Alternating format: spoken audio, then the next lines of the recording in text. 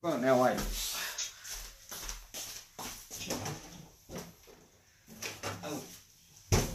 예, 말씀하십시오. 항상 이 마지막 논평이 자한당하고 관계되는데요. 예. 항상 안타까운 게 뭐냐면 대한민국이 이런 정치 전략의 위기란 말이에요. 예. 위기에 결국은 이 위기 상황을 정치적으로 또 어떤 방어해야 될 게 소위 이 우파 정당을 표방하는 이 자한당인데 문제는 얘들 자체가 저렇게 질이 몇 년 하니까 결국은 이 대한민국의 운명이 정말 한 치 앞을 내다볼 수 없을 정도로 지금 위기 상황이다. 그러다 보니까 자꾸 이 자한당들 비판하고 계속 도마에 오르내리는 것도 그만큼 대한민국의 위기 상황이 심각하다는 걸 반증하는 거거든요. 자, 그러면 오늘 제가 왜 나경원에 대해서 이런 세 가지 측면에서 제가 의문점을 가질 수밖에 없느냐 하는 부분에 대해서는 최근에 유튜브에 이제 5.18 사건 관련해서 예. 김한원 박사가 이제 어쨌거나 이제 5.18 이 진상위원회 이제 당연히 상식이 있다면 특히 보수 우파의 어떤 가치와 이념을 갖고 있는 정당 또는 개인 어느 누구라도 보수 우파로서의 또는 중도라고 하더라도 진실에 접근하고자 하는 상식 있는 이 사람들이라면은 누구보다도 이 5.18 이 사건에 대해서 많은 연구를 한 김한원 박사가 들어가는 게 상식이에요. 이건 뭐 어떤 일반적으로 보더라도. 예, 저도 그렇게 생각합니다. 예. 그런데 이 김성태 같은 양아치는 워낙 무식하니까 저는 그렇다고 그냥 가정하는 거예요. 그럼 나경원이 같은 경우에 왜 최근에 어떤 김한원 박사하고 갈등, 사실 어떤 여러 가지 이제 비판적인 것도 많이 봤는데 왜 그럴까? 첫째, DNA 문제가 하는 부분요. 지금 얼마 전에도 아마 JTBC에 그런 얘기가 한 것 같아요. 이제 이 갈등 문제에 대해서 이제 언급하면서 진한원 박사가 이제 이 나경원이가 호남의 딸이라고 했지 않습니까? 예. 전라도의 딸이라고 표현했단 말이에요. 그래서 이번에 아마 많은 분들이 나경원이가 저쪽 출신인가? 이런 아마 새로운 인식도 아마 했을 거예요. 예, 예. 그런데 역시 보니까 조부가 외조부가 아마 영암이고 또 모친이 이렇게 여순가 이러면서 결국은 이제 그렇게 이미 팩트로 나와 있는 거고 또 본인이 2011년도에 호남 향후에 가가지고 동작 선거할 때인가 모르겠지만은 가서 이제 표를 달라고 자기 어떤 가족사를 어떤 얘기를 하면서 결국 어떻게 보면 우파 정치인이라면은 정책과 가치와 정체성을 가지고 결국은 어떻게 내가 어떤 정치를 하겠다 이렇게 가야 되는데 결국은 어떤 지역적인 몸은 보수파의 몸을 담고 표는 호남표를 얻으려고 하는 그러니까 저는 이 나경원 이 여자는 도대체가 정치를 왜 하는지 저는 도대체를 이해할 수 없다는 거예요. 그러니까 결국은 어떻게 보면 이 진한원 박사에 대한 이 5.18 위원에 대한 어떤 선정에 대한 미루고 또 비판적 가는 거는 결국 본인 다음에 또 호남 향후에 가가지고 표를 얻어야 될 거 아닙니까? 결국 호남 향후에는 결국 5.18과 직접적 관계되어 있지 않습니까? 예. 그러다 결국은 자기가 진한원 박사를 이 5.18 이 진상규명위원회 위원으로 상임위원이든 상임이사등을 올렸을 때 결국 자기가 또 자기의 또 표를 받아야 되는 그런 자기 어떤 정치적인 어떤 텃밭에 그럼 결국은 개인적인 어떤 상당히 저는 이해관계가 우선시 된 거 아니냐 이렇게 판단할 수밖에 없는 거예요. 그래서 과연 이런 여자가 과연 보수파의 어떤 그런 정치를 한다는 자체가 넌센스 아니냐 그런 부분이고요. 이 정체성 같은 경우도 그렇습니다. 우리가 정당을 하다 보면 정당은 가치와 이념을 뭉쳐야 되는 게 정당이거든요. 예. 그런데 소위 말해서 이 나경원이 속해 있는 이 정당 지금까지 어떤 우리가 쭉 보면은 결국은 보수파의 어떤 정당 아니었습니까? 나경원 사선을 할 때까지 결국은 표를 보수파 국민들로부터 표를 얻지 않았습니까? 그것은 강력한 한미동맹, 대북에 대한 어떤 강공 정책, 자유시장에 대한 어떤 그런 자유시장적인 정책, 그게 보수파의 가치 아닙니까? 그렇다면은 가치아닙니다. 그렇다면 5.18에 대한 사건에 대해서 당연히 밝히려면은 누구보다도 오히려 원내대표라면은 이 김한원 박사에 대해서 강력하게 주장을 하고 거기에서 최선의 활동을 하도록 그럼 지원을 해야죠. 그건 뭐 당에서 정말 전폭적으로. 그럼에도 불구하고 배제시키면서 마치 김한원 박사는 자기들 당에 도움이 안 되고 많은 국민들이 비판적인 자기 자신의 비판이겠죠. 정치적인 어떤 그런 백그라운드에서. 그래서 이 나경원이라는 이런 제가 볼 때 천박한 이 여자가 원내대표를 하고 있기 때문에 제가 볼 때는 도대체 이 근본적 정치에 대한 이 정체성이 몸만 거기 담고 생각은 호남에 가 있는 거 아니냐. 저는 그렇게 보는 거. 그렇다면 차라리 그 박지원이는 그 정당에 합류하는 게 저는 정체성에 맞는 거 아니냐. 또는 돈을 벌려면 변호사를 해가지고 돈을 벌든지 또 정치에 대한 가치와 개념과 정체성 자체가 저는 전혀 없는 여성이다. 이렇게 보는 거예요. 그 다음에 능력의 문제인가. 저는 지난 우리 지난 12월 말에 조국과 임종석이 불러가지고 이제 운영해서 굉장히 이제 이 민간 사찰에 대해서 청와대에 굉장히 호기거든요. 그러면 어쨌거나 억지로 불러냈으면 거기다 전략적 접근과 나름대로 어떤 대책하는 부분 굉장히 중요하거든. 원내대표, 원내사령탑 아닙니까? 예. 거기에 대해서 정말 어떤 전략적으로 얘들 어떻게 나올 것이다. 그럼 우리는 어떻게 받아치고 이렇게 해갖고 그 전국의 주도권을 완전히 틀어쥐고 문재인 정권을 완전히 한 방에 무너뜨릴 수 있는 그런 호기를 삼아야 되거든요. 그런데 이걸 하는 거 보면은 임종석이하고 말다툼하고 횡성수설하지 않습니까? 짜고 치는 고스톱이 아니에요? 네? 짜고 치는 고스톱으로 느꼈는데 저는. 그리고 결국은 얘기하면 야당은 투쟁이거든요. 야당은 어떤 투쟁하고 여당이 견제하는 거 아닙니까? 예. 그 숫자가 13이면 투쟁력을 그만큼 높여야 된다고요. 그리고 또 그 숫자가 13이면 전략적 접근이 굉장히 중요한 거예요. 그래서 제가 볼 때는 판사를 어떻게 했는지 정말 책을 달달 외워가 어떤 사법시험에 합격하는지 의심스러울 정도예요. 그래서 저는 부리를 원내대표로 뽑은 또 국회의원들은 뭐냐. 그래 우리가 한번 보시죠.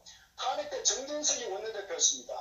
예. 그 이후에 김성태가 원내대표였습니다. 지금 현재 나경원이 원내대표하고 있어요. 그러니까 보면은 저런 인간들이 당의 어떤 이끌고 있다는 자체가 결국은 자한당의 한계를 여실히 드러내는 것이다.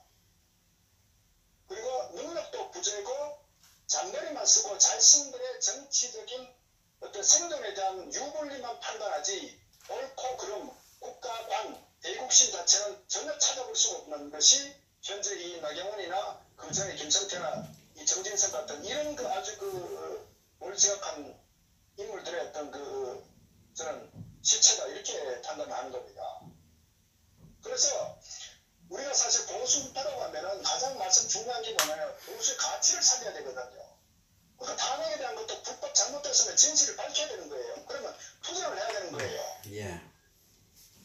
그리고 남북 간의 문제가 이미 이 군사적인 상황 자체가 완전히 북한에다가 무장해제된 것 같으면은 정말 강력하게 명을 걸고 투쟁해야 되는 거예요. 절대 안 된다.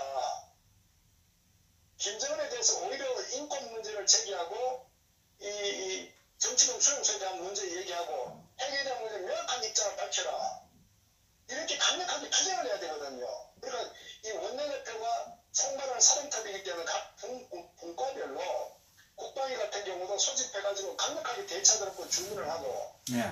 어떤 인간의 사찰 청와대 어떤 이런 불법 사찰에 대한 부분이 있으면 그쪽 관련된 위원들을 소집해가지고 어떻게 대처를 하고 거기에 대해서 전략적으로 어떻게 접근하고 그 다음 2단계를 어떻게 또 현장에서 투쟁한다거나 또 어떤 은혜를 또 주도한다거나 어떤 그런 전략적 접근이 굉장히 중요한 거예요.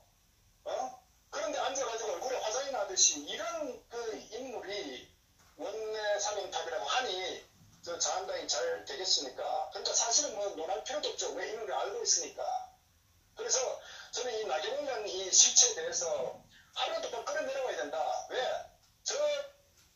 김정은과 문재인 주사파 애들하고 싸우려면요. 일단 내부 소위 보수 우파라는 내부의 조직을 강건하게 만들어야 돼요. 거기는 확실한 어떤 가치와 정체성을 가지고 투쟁하는 인물 중심으로 만들어야 얘들하고 싸워서 이길까 말까 하는데 내부적으로 이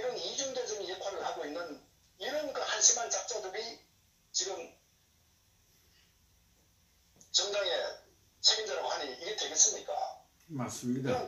그래서 그것이 지금 현재 자한당의 현 주소고 이 나경원이라는 이 여성의 정말 어떤 그 현 주소이기 때문에 저는 어쨌거나 도저히 용납이 안 된다. 그래서 국민들께서는 자꾸 기대하지 말라는 얘기죠. 이미 그 자한당 끝이 난 거예요. 끝이 난 정당이라고. 인물 하나하나에 대한 평가, 능력 같은 게 이미 끝이 난 거예요. 그게. 그래서 저는 이 나경원이라는 이 여자가 얼마나 기회주의적이냐. 얼마 전에 원내대표 하기 전에 친박 그 표 얻으려고 또 박 대통령에 대해서 또 구명 비슷한 억울한 이런 얘기 했잖아요. 그 다음에 원내대표 퇴근하니까 또 입 바꾸잖아요. 그러니까 저런 그 기회주의적인, 그래서 좀 정치 창녀라고 제가 얘기하는 겁니다. 정신이 썩었단 말이에요. 결국 자기 자신의 정치적 입장을 살리기 위해서 많은 대한민국이 이렇게 허물어져 가는데 그걸 정말 무관심하게 단지 자기 정치적인 어떤 사용, 호남표 이것만 생각하는 이런 여자를 원내대표로 인정하는 자체가 저는 굉장히 넌센스다. 그리고 지만원 박사 같은 경우는 특히 전두환 대통령에 대한 그 광주했던 그 재판 같은 경우는 강력하게 투쟁해야 되는 거 왜? 유불리 떠나가지고 아닌 건 아니고 본인이 판사를 했지 않습니까? 그러면 정상적으로 그 전두환 대통령 같은 경우 광주에서 재판하는 넌센스 아닙니까? 원래 주거지에서 이 재판하는 게 그 상식 아닙니까? 그리고 이미 30년이 지난 상황에 대해서 그것도 해고하고 있는 것, 그것을 문제시 삼아가지고 넌센스를 전직 대통령 30년이 지난 이 상황에 그러면 정말 보수 우파 정당이라면은 이런 부분들에서 명확하게 선을 그어야죠. 투쟁해야죠. 그런데 나경원의 DNA가 그쪽이기 때문에 전혀 대응을 못하지 않습니까? 그러니 현재 이 자한당이 되겠냐 말입니다. 그러면 이런 부분에 대해서 맹목적 지지할 게 아니라 비판할 거는 비판하라는 거예요. 자한당의 당원들도 비판할 건 비판하라는 거예요.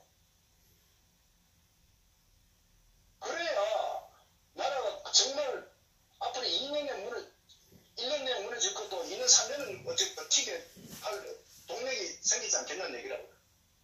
그러니까 이런 인간들이 정책을 한다고 하니 대한민국이 제대로 되겠습니다. 그렇기 때문에 이 탄핵할 때 자기 정당에 있는 대통령을 저렇게 험하게 무너뜨린 거 아닙니까? 우리로서도 이런 작자들을 그냥 둘 수는 없지 않습니까? 반드시 거기든 응분의 책임을 물어야 되고 저는 정치 어떤 분 그런 얘기 하더라고요. 정치 은퇴하라고. 저는 은퇴로서 끝날 일이 아닙니다. 왜? 이것들로 인해 가지고 너무나 많은 사람들이 돌아가셨고 고통에 정말 허덕이고 있고 대한민국의 어떤 국방이 무너졌고 김정은이가 미워되는 이런 나라 이런 상황이 됐지 않습니까? 그런데 어떻게 단지 정치 은퇴라고 어떻게 이거 용서가 됩니까? 맞습니다. 능지처참에 준하는 그런 혹독한 상대가 고통에 느낄 정도로 그런 저는 어떤 그 해줘야 된다. 그래야 앞으로 두 번 다시 기회주의적 행태를 삼는 이런 정치꾼들이 저는 나타나지 않을 것이다. 이거는 간단하게 생각하면 안 됩니다. 이거는 현재 대한민국은 2년 전쟁이고 전쟁이기 때문에 저런 내부적인 그냥 넘어가려고 하는 문제니까 어쨌거나 묻어서 이거 절대 안 된다고요. 저것들 반드시 척결해야 된다고요. 그리고 차제는 비겁한 인간들, 기회주의자, 그렇게 또 편성해가지고 한 자리 얻으려고 하는 이런 정치권에 몸담고 있는 세력들 명확하게 정리해야 됩니다. 맞습니다. 하지 않으면요 앞으로 대한민국 희망 없습니다. 그러니까 미국 같은 데서 대한민국을 바라보는 게 아니라 호구로 보지 않습니까? 일본이 대한민국을 어떻게 바라보고 있습니까? 아베가. 대한민국을 정상국가로 보지 않는다고요. 왜? 법치가 무너졌는데 어느 세력도 거기에 대해서 강력한 비판을 하지 않는단 말이에요. 언론인도 법조인도 하물며 정치인들도. 이러니까 대한민국이 지금 국제적인 상황에서 완전 몰락하고 완전히 국적이 바닥떨어지고 유럽에, 미국에, 일본에 어느 세계 정상인 국가들이 대한민국을 정상국가로 보고 있습니까? 그래서 이것은 우리 생존의 문제이기 때문에 불법 잘못된 것에 대해서 강력한 비판과 저는 어떤 책임을 응당 물어야 된다. 근데 그것은 단순 정치가 은퇴하는 것을 저는 절대 그냥 넘어갈 수 없다. 그렇게 봅니다. 그래야 역사가 두 번 다시 되풀이되지 않는다 하는 것을 좀 강력히 인식했으면 좋겠습니다. 예, 알겠습니다. 수고하셨습니다. 네.